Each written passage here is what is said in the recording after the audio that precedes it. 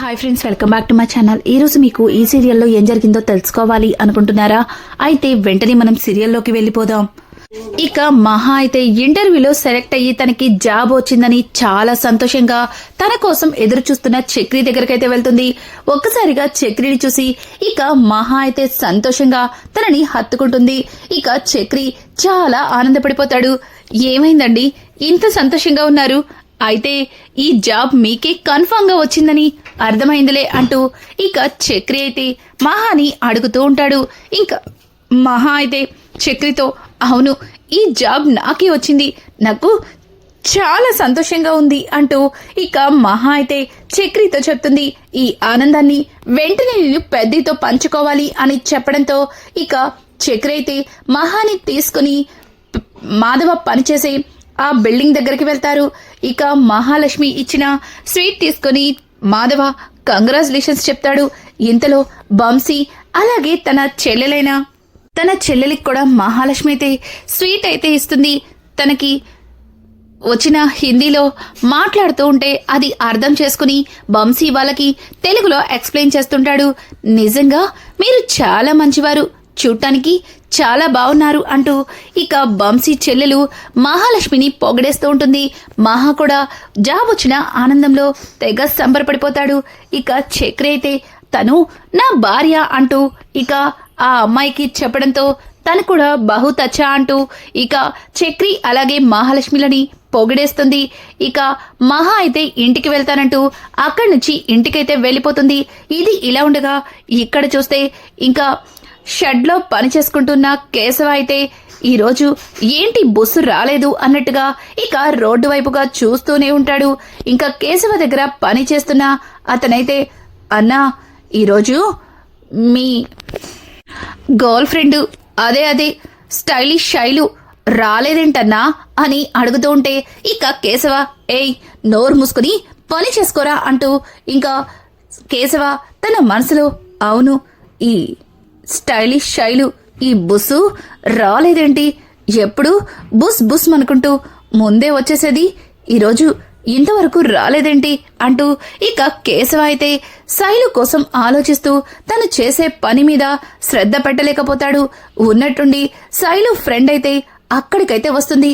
ఒక్కసారిగా తనని చూసిన కేశవ, ఏంటి నువ్వు మాత్రమే వచ్చావు అని అంటుంటే, ఎవరు రావాలన్నా అంటూ తనైతే ఇక కేశవని అడుగుతుంది. కేశవ, అది కాదు, ఎప్పుడు మీ ఫ్రెండు బుసలు కొట్టుకుంటూ వచ్చేది, ఇవాళ రాలేదేంటి అని ఇక కేశవ అడుగుతూ ఉండగానే తన స్నేహితురాలు తన బ్యాగ్లో నుంచి డబ్బుని తీసి ఇక కేశవకి ఇస్తుంది. ఒక్కసారిగా కేశవ, ఏంటిది అని అడగడంతో, అదే అన్నా, శైలు నీకివ్వాల్సిన డబ్బులు ఇవి ఇవ్వడానికి వస్తే నువ్వు తనని తిట్టి పంపించేసావట కదా, పాపం చాలా ఫీల్ అయింది, నా దగ్గరకు వచ్చి చాలాసేపు ఏడ్చింది అని చెప్పడంతో, అదేదో అక్కడే చెప్పి సావచ్చు కదా డబ్బులని అంటూ ఇక ఆ డబ్బును తీసుకుని కేశవ లెక్క వేసుకుంటూ ఉంటాడు. ఇది గమనించిన తన ఫ్రెండ్ శైలజ అయితే దూరం నుంచి చూస్తూ, ఈ ముంగిసగడికి నాకంటే డబ్బే ఎక్కువైపోయింది, డబ్బిస్తే ఇక నన్ను పట్టించుకోడా అన్నట్టుగా ఇక శైలు అయితే తన మనసులో అనుకుంటూ ఉంటుంది. ఇక కేశవ, సరే లెక్క సరిపోయింది, ఇక నువ్వు వెళ్ళొచ్చు అని అంటుంటే, అన్నా, డబ్బులు కాదన్నా, కాస్త నా ఫ్రెండ్ గురించి అని అంటుంటే, చూడు, ఆ రీల్స్ పిచ్చిదాన్ని ఎక్కడో వెళ్ళి రీల్స్ చేసుకోమను, ఇంకొకసారి రీల్స్ గీల్స్ అంటూ నా ఇటు పక్కన కనిపిస్తే ఊరుకునేది లేదు అంటూ ఇక కేశవ అయితే లోపలికి వెళ్లి పని చేసుకుంటూ, ఒకవేళ నేను తనని బాగా అరచడం వల్ల తను బాధపడిందా, డబ్బులు ఇవ్వడానికి వస్తే అనవసరంగా నేను తిట్టి పంపించేశానా, నేనేమన్నా తొందరపడ్డానా, ఆవేశపడ్డానా అంటూ కేశవ ఆలోచిస్తూ ఉండగా ఇక శైలు అక్కడికొచ్చి, అవును, నువ్వు తొందరపడ్డావు, ఆవేశపడ్డావు, ఎదుటి అమ్మాయి మనసులో ఏముందో అర్థం చేసుకోకుండా ఇష్టం వచ్చినట్టు మాట్లాడి ఏడిపించి పంపించేశావంటూ ఇక శైలు అయితే కేశవ మీద గట్టిగట్టిగా అరుస్తుంది. ఒక్కసారిగా కేశవ శైలుని చూసి తనలో తను నవ్వుకుంటూ, ఏయ్ ఏంటి అంటే నువ్వు కూడా వచ్చి ఇక్కడే ఎక్కడో మూలను నక్కి చూస్తున్నావా, చూడు, నువ్వు ఇవ్వాల్సిన డబ్బు ఇచ్చేసావు కదా, ఇంకా ఎందుకే నా షాప్ చుట్టూ తిరుగుతున్నావు అని అంటుంటే ఇక శైలు అది కాదు, నేను నీతో ఒక విషయం గురించి మాట్లాడాలి అని అంటుంటే ఏంటే మళ్ళీ రీల్స్ గీల్స్ అన్నావంటే అని అంటుంటే అబ్బబ్బా అది కాదు, నేనేమి రీల్స్ గురించి మాట్లాడడానికి రాలేదు, నేను నిన్ను ప్రేమిస్తున్నాను అని చెప్పడంతో అన్నా బ్రో అంటే వదిన కన్ఫాము అని చెప్పి ఇక తన దగ్గర పనిచేసే వ్యక్తి మాట్లాడుతుంటే ఒక్కసారిగా కేశవ ఏంటి ప్రేమ లేదు దోమ లేదు, నోరు మూసుకుని ఇక్కడి నుంచి పోతావా లేదా అంటూ కేశవ అయితే ఇక శైలుని మళ్ళీ గట్టిగా అరిచి అక్కడి నుంచి వెంట పెట్టేస్తాడు. ఒక్కసారిగా శైలు వీడికి ముక్కు మీదే కోపం అనుకున్నాను, కాదు వీడికి ఒళ్ళంతా పొగరే, చెప్తా వీడి పని అనుకుంటూ ఇక శైలు అయితే చాలా కోపంగా అక్కడి నుంచి వెళ్తూ కేశవ మీద ఏదో విసిరేసి పారిపోతుంది. ఒక్కసారిగా కేశవ శైలు చేసే పనికి తనలో తను నవ్వుకుంటూ ఉంటాడు. ఇక తన దగ్గర పనిచేసే అతను అన్నా బ్రో శైలు దగ్గర నువ్వు కోపాన్ని చూపిస్తావు గాని నీకు కూడా తనంటే లవ్వే కదా అంటూ ఒక్కసారిగా ఇక అతను మాట్లాడడంతో రేయ్ నోరు మూసుకుని పని చేస్తావా లేకపోతే పనిలో నుంచి పీకేమంటావా అంటూ ఇక కేశవ అయితే అతని మీద అరుస్తుంటాడు. ఇంకా ఇది ఇలా ఉండగా ఇంట్లో అందరూ కూడా ఇంకా ఎవరి పనుల్లో వాళ్ళైతే మునిగిపోయి ఉంటారు. ఇక కేశవ కూడా ఇంటికైతే వస్తాడు. మాధవ ఏంటి మహా కన్నాన్ని తీసుకుని ఎక్కడికో వెళ్ళింది, ఇంతవరకు రాలేదు, రే చక్రి మహా ఎక్కడికి వెళ్ళిందో నీకేమన్నా చెప్పిందా అని అడగడంతో నీకే చెప్పలేదు, నాకెలా చెప్తుంది అని అంటూ ఉంటే ఇక అక్కడే ఉన్న కేశవ అదేంట్రా ఈ మధ్య మహాలక్ష్మి నీ మీద ఇంట్రెస్ట్ పెట్టింది కదా అంటూ కేశవ అయితే ఇక చక్రిని ఆట పట్టిస్తూ ఉంటాడు. ఇంతలో కన్నా అలాగే మహాలక్ష్మి ఇద్దరు కూడా వస్తారు. కన్నా అయితే అనయ్య అంటూ గట్టిగా అరుస్తూ రావడంతో ఇంకా మాధవ అయితే వాళ్ళిద్దరి చేతిలో ఉన్న ప్యాకెట్స్ చూసి ఒక్కసారిగా షాక్ అయిపోతాడు. ఏంటమ్మా చాలానే కొనేసినట్టున్నారు, ఏంటి ఇవన్నీ అని అడుగుతూ ఉంటే చెప్తాను అని అంటుంటే ఇక కన్నా తన కోసం కొన్న షర్ట్ని బయటికి తీసి అన్నయ్య ఈరోజు వదినకి జాబ్ వచ్చింది కదా, అందుకే వదిన నాకు మంచి షర్ట్ కొనింది, బ్రాండెడ్ కంపెనీ అన్నయ్య, చాలా బాగుంది చూడు అంటూ ఇక కన్న తన చేతిలో ఉన్న షర్ట్ ని వాళ్ళకైతే చూపిస్తాడు. ఒక్కసారిగా కన్న షర్ట్ చూసి చాలా ఆనందపడిపోతాడు. ఇక మాధవకి మహాలక్ష్మి అయితే తన తీసుకొచ్చిన షర్ట్ ని ఇవ్వడంతో ఒక్కసారిగా మాధవ నాకెందుకు తెచ్చావమ్మా అంటూ ఆ షర్ట్ ని చూస్తూ దాని మీద రేటు చూసి ఒక్కసారిగా షాక్ అయిపోతాడు. ఏంటమ్మా ఇది ఇంత రేటుంది అని అంటూ ఉంటే ఇక అక్కడే ఉన్న కన్నా అయితే అన్నయ్య నీ షర్ట్ కూడా బ్రాండెడే, అందుకే అంత కాస్ట్ ఉంది అని చెప్పడంతో ఇక మహా అయితే కేశవ కోసం కూడా మరో షర్ట్ ని ఇస్తుంది. ఇంకా కేశవ కూడా ఆ షర్ట్ చూసి చాలా ఆనందపడిపోతాడు. ఇక చక్రి అయితే తనకి కూడా బట్టలు ఇస్తుంది అని చెప్పి ఆత్రంగా వాళ్ళిద్దరి చేతుల వైపు చాలా ఇదిగా చూస్తుంటాడు. కానీ మహాలక్ష్మి చక్రికి మాత్రం షర్ట్ ఇవ్వదు. ఇంతలో నారాయణ రావడంతో ఇదిగో మై డియర్ సన్ అని చెప్పి ఇక నారాయణ చేతిలో కూడా బట్టల్ని పెడుతుంది. ఒక్కసారిగా నారాయణ ఆ బట్టలు చూసి మా అమ్మకి నాకే రంగు అంటే ఇష్టమో బాగా తెలుసు, ఎంతైనా మా అమ్మ కదా అంటూ ఇక మహాలక్ష్మిని పొగిడేస్తూ ఆ బట్టలు తీసుకుని తెగ సంబరపడిపోతూ వెళ్ళిపోతాడు. ఇక ఇదంతా చూసిన చక్రికి కాస్త బాధ అనిపిస్తుంది. ఇంకా చక్రి మహా దగ్గరికి వెళ్ళి మరి నాకు అని అంటుంటే ఏంటి మీకు ఏం లేదు అంటూ ఇంకా మహాలక్ష్మి అయితే తన గదిలోకి వెళ్ళిపోతుంది. ఒక్కసారిగా చక్రికి ఏమీ ఇవ్వకపోవడంతో ఇంకా కేశవ కన్నా ఇద్దరు కూడా చక్రిని ఎగతాళి చేస్తారు.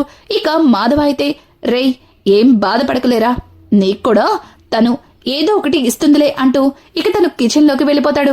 అవునవును ఇస్తుంది, నీకు ఇవ్వాల్సిన షర్ట్ ఇచ్చేసింది, వాడికి వీడికి కూడా ఇచ్చింది, చివరికి నారాయణకి కూడా ఇచ్చింది, కానీ నాకు మాత్రం ఇవ్వట్లేదు అంటూ ఇక తన ఫోన్ తీసుకుని బయటికి వెళ్లి ఫోన్లో ఫోటో చూస్తూ రే చక్రిగా ఏంట్రా నీ దరిద్రం, నిన్ను ఎవ్వరూ పట్టించుకోరు, అలాగే నీ మీద ఎవ్వరు కూడా అస్సలు ప్రేమ చూపించరు, నీ మొహమేంటో మొహం అంటూ ఇక చక్రి అయితే తన ఫోటోని చూసుకుంటూ తానే తిట్టుకుంటూ ఉంటాడు. ఇంతలో మహాలక్ష్మి చక్రి దగ్గరకు వచ్చి ఏంటి ఇక్కడేం చేస్తున్నారు అని అంటుంటే ఏం చేస్తాం, నన్ను నేనే తిట్టుకుంటున్నాం, ఎంతైనా నా ఫేస్ అలాంటిది అంటూ చక్రి మాట్లాడుతూ ఉంటే ఇక మహాలక్ష్మి ఎందుకు నిన్ను నువ్వు తిట్టుకోవడం అని అడగడంతో అబ్బో ఏం తెలియనట్టు మాట్లాడుతున్నారు. జాబ్ వచ్చినందుకు అందరికీ బట్టలు కొన్నారు, కానీ నేను మాత్రం మీకు కనిపించలేదే. అంతేలేండి, ఎంతైనా నేనెందుకు మీకు కనిపిస్తాను, మీ అవసరానికి మాత్రం నన్ను బాగానే వాడుకుంటారు అంటూ ఇక చక్రి అయితే మహా మీద అరుచుకుంటూ అక్కడి నుంచి వెళ్ళిపోబోతుంటే ఒక్కసారిగా మహాలక్ష్మి తన వెనక నుంచి తీసిన ప్యాకెట్ ని చక్రి ముందు పెడుతుంది. ఒక్కసారిగా చక్రి ఆ ప్యాకెట్ చూసి చాలా ఆనందపడిపోతాడు. ఇక అందులో ఉన్న షర్ట్ ని అనయ్య చూడు ఎంత బాగుందో అంటూ చక్రి ఆనందానికి అవధులు ఉండవు. ఇక మాధవ, కేశవ, కన్నా ముగ్గురు కూడా చక్రిని చూసి నవ్వుతారు. ఇంకా చక్రి అయితే రే కేశవ, ఇందాక ఏదో అన్నావు చూడు, ఇప్పుడు నా భార్య నా కోసం చొక్కా కొనింది, రేపు నా కోసం తన మనసు కూడా ఇచ్చేస్తుంది అని చెప్పడంతో మరీ ఎక్కువగా కలలు కనుకు, ఎక్కడన్నా జారి పడిపోతావంటూ ఇంకా కేశవ అయితే కాసేపు సరదాగా చక్రిని ఆట పట్టిస్తాడు. ఇక ఉదయాన్నే మహాలక్ష్మి అయితే చక్కగా తెలుగింటి అమ్మాయిలాగా చీర కట్టుకుని బయటకైతే వస్తుంది. ఒక్కసారిగా మహాని చూసిన కుటుంబ సభ్యులందరూ కూడా ఆనందపడిపోతారు. ఇక చక్రి అయితే మహాని చూస్తూనే ఉండిపోతాడు. ఇక కేశవ అయితే రేయ్ తను చూసిందంటే నీ కళ్ళు పీకి చేతిలో పెడుతుంది జాగ్రత్త అని చెప్పడంతో ఇక చక్రి ఏం కాదులే అంటూ తనకి తెలియకుండా దొంగచాటుగా తన మొబైల్లో మహాకి ఫొటోస్ తీస్తూ ఉంటాడు. ఇంతలో నారాయణ అయితే ఇంకా మహా ఇచ్చిన బట్టల్ని వేసుకుని ఇంట్లో అటూ ఇటూ తిరుగుతుంటే ఏంటి ఈరోజు నారాయణ విచిత్రంగా ప్రవర్తిస్తున్నాడు, ఏయ్ పనేమీ లేదా, ఇలా ఇంట్లో కాలు కాలిన పిల్లలా తిరుగుతున్నావు అని అంటుంటే ఈడియట్, ఇది కాలు కాలిన పిల్లలా తిరగడం కాదు, వాకింగ్ చేస్తున్నాను అని అంటుంటే హలో నారాయణ, వాకింగ్ బయట చేస్తారు, ఇలా ఇంట్లో కాదు అంటూ ఇంకా చక్రి మాట్లాడుతూ ఉండగా ఇంతలో మహా వచ్చి నారాయణ చూసి వావ్ సూపర్, నిజంగా ఈ బట్టలు నీకు చాలా బాగున్నాయంటూ ఇంకా మహా అయితే నారాయణ్ని పొగిడేస్తుంది. ఇక నారాయణ అయితే థ్యాంక్ యూ అంటూ అక్కడి నుంచి వెళ్ళిపోతుంది. ఇక మాధవ అయితే అమ్మ మహా ఉదయవనగా బట్టలు వేసుకుని ఎప్పుడెప్పుడు నువ్వు వస్తావా, ఎప్పుడెప్పుడు చూస్తావా అంటూ ఎదురు చూస్తున్నారు నాన్న అని అంటుంటే ఇంకా ఆ మాటలకి మహా అయితే గట్టిగా నవ్వేస్తుంది. ఇంకా కన్నా అయితే వదినా నీకు బయట ఒక సర్ప్రైజ్ ఉంది అని చెప్పడంతో ఒక్కసారిగా మహాలక్ష్మి అయితే ఏంట్రా సర్ప్రైజ్ అంటున్నావు, నాకెందుకో భయంగా ఉంది అని అంటుంటే ఏంటదినా భయపడుతున్నావు రా అంటూ ఇక మహాలక్ష్మిని బయటికి తీసుకెళ్తాడు. ఒక్కసారిగా కన్నా అయితే ఒక పెద్ద 1000 వాలాని అక్కడ పేల్చుతూ మహాలక్ష్మికి కంగ్రాచులేషన్స్ వదినా అంటూ గట్టిగా అరుస్తూ ఉంటాడు. ఇక ఆ బాంబుల శబ్దానికి పక్కన ఉన్న తాయారు అలాగే వాళ్ళ అన్న అక్కడికైతే వస్తారు. అది చూసి ఏంటిద్దంతా, కొంపతీసి నారాయణ ఏమన్నా పోయాడా అంటూ ఇక తాయారు అయితే చాలా పొగరుగా మాట్లాడుతుంది. ఇక ఆ వీధిలో వాళ్ళందరూ కూడా లేదు, ఆ నారాయణ కోడలికి ఏదో పెద్ద కంపెనీలో ఉద్యోగం వచ్చిందంట, దానికి ఈ టపాసులన్నీ అంటూ ఇక ఊర్లో వాళ్ళందరూ కూడా మాట్లాడుకుంటూ ఉంటారు. తాయారు ఓ అబ్బో దానికి ఉద్యోగం రావడం ఏంటో, వీళ్ళు టపాసులు కాల్చడం ఏంటో అంటూ మూతి విరుచుకుంటూ అక్కడి నుంచి వెళ్ళిపోతారు. ఇంకా మహాలక్ష్మి అయితే కన్నాతో రే కన్నా ఏంట్రా ఇదంతా, అందరూ మనల్ని చూస్తున్నారు, నాకు సిగ్గేస్తుంది, ఎంత నాకు జాబ్ వస్తే ఇంత హడావుడి చెయ్యాలా అంటూ ఇక మహాలక్ష్మి అయితే వాళ్ళతో మాట్లాడుతూ ఉంటే ఇంకా చక్రి అయితే ఏవండి మిమ్మల్ని డ్రాప్ చేస్తాను పదండి అని అంటుంటే ఏం పర్వాలేదు నేను బస్సులో వెళ్తాను, మీరు మీ పని చూసుకోండి అంటూ మహా మాట్లాడుతూ ఉంటే ఇంకా చక్రి అయితే ఏంటండి జాబ్ రాగానే నన్ను దూరం పెడుతున్నారు, ఎప్పుడు నాతోనే కదా మీరు వచ్చేది అంటూ ఇక చక్రి అయితే మహాని దగ్గరుండి మరి ఆఫీస్కి అయితే తీసుకెళ్తాడు. ఇక ఆఫీస్కి వెళ్ళిన మహాలక్ష్మికి ఒక్కసారిగా ఆఫీస్లో అందరూ ఒక సర్ప్రైజ్ ప్లాన్ చేస్తారు. అది చూసిన మహాలక్ష్మి షాక్ అయిపోతుంది, నేను ఇప్పుడే జాయిన్ అయ్యాను, నాకు అప్పుడే సర్ప్రైజా అంటూ ఆశ్చర్యంగా అందరినీ చూస్తుంటే చూడండి ఈ కంపెనీలో ఎవరు కొత్తగా జాయిన్ అయినా వాళ్ళకి ఖచ్చితంగా ఈ సర్ప్రైజ్ ఇచ్చే తీరుతారు మన బాస్ అంటూ ఇక ఒక కేక్ ని తెప్పించి మహాతో కట్ చేపిస్తారు. ఇంకా అలాగే అక్కడ కొంతమంది మహాతో మాట్లాడుతూ ఉంటారు. ఇక మహాలక్ష్మి అయితే ఆ కంపెనీని అక్కడ ఉన్న వాళ్ళు చూపించే ఆప్యాయతని చూసి నిజంగా నేను మంచి ఆఫీస్లో జాబ్ తెచ్చుకున్నాను అని చెప్పి తెగ సంబరపడిపోతుంది. ఇక కన్నా అయితే మహాకి కాల్ చేస్తాడు. మహా కన్నాతో వదిన అక్కడంతా బాగానే ఉంది కదా అని చెప్పి ఇక ఆప్యాయంగా మాట్లాడడంతో మహా కూడా కన్నాకి అవునని చెప్తుంది. తర్వాత మాధవ తర్వాత ఇంకా మహాలక్ష్మికి చక్రి ఫోన్ చేస్తాడు. ఇక మహా అయితే చక్రితో మాట్లాడుతూ చూడండి మీరు మీ ట్రిప్పులు వదిలేసి నా కోసం బయట వెయిట్ చేయకండి అంటూ మహాలక్ష్మి అయితే చక్రితో చెప్పి ఇక తను ఆటోలో వెళ్తానని చెప్తుంది. ఇక మహా కూడా చక్రి కూడా మహా అన్న మాటలకి మౌనంగా ఉండిపోతాడు. ఇక మహాలక్ష్మి అయితే ఆఫీస్ నుంచి ఇంటికైతే బయలుదేరుతుండగా తన కొలిక్ తనతోనే వస్తూ తన గురించి అన్ని పరిచయం చేస్తుంది. ఇక మహాని కూడా తన వివరాలన్నీ అడగడంతో ఇక మహా కూడా తన వివరాలన్నీ చెబుతుంది. ఇక తన కొలికైతే మహా వైపు చూసి నీకు మ్యారేజ్ అయిందా అని అడగడంతో ఇక మహా తనకి జరిగిన మ్యారేజ్ ని గుర్తు చేసుకుని లేదు అవ్వలేదు అంటూ తడబడుతూ చెప్తుంది. అది గమనించిన తన స్నేహితురాలు ఏం పర్వాలేదు, నిన్ను చూస్తుంటే పెళ్లి కాని అమ్మాయిలాగే ఉంది, కానీ ఈ రోజుల్లో లవ్వు గివ్వు అంటూ తొందరపడుతున్నారు కదా, అందుకే అలా అడిగాను, ఏం ఫీల్ అవ్వకు అంటూ తనైతే ఇంకా మహాతో చెప్తుంది. ఇది ఇలా ఉండగా ఇక ఇద్దరు కూడా ఆఫీస్ విషయాల గురించి మాట్లాడుకుంటూ వస్తుండగా సడన్ గా ఒక పెద్దావిడ మహాకి డాష్ ఇస్తుంది. ఒక్కసారిగా ఆ పెద్దావిడిని చూసిన మహాలక్ష్మి షాక్ అయిపోతుంది. ఎక్కడో చూసినట్టుగా ఉందని తనని పదే పదే చూస్తుంది. ఇక తన కొలికైతే ఏమైంది మహాలక్ష్మి అని అడగడంతో తనని ఇంతకు ముందు ఎక్కడో చూసినట్టుగా ఉందని మహా చెప్పడంతో దానికి తన కొలిక్ లేదులే ఎక్కడ చూసుండో, ఒక్కొక్కసారి కొంతమందిని చూస్తే అలాగే అనిపిస్తుందని తనైతే సర్ది చెప్తుంది. కానీ మహాలక్ష్మి ఇంకా పదే పదే తనకి అదే ఫేస్ గుర్తుకొస్తూ ఉంటుంది.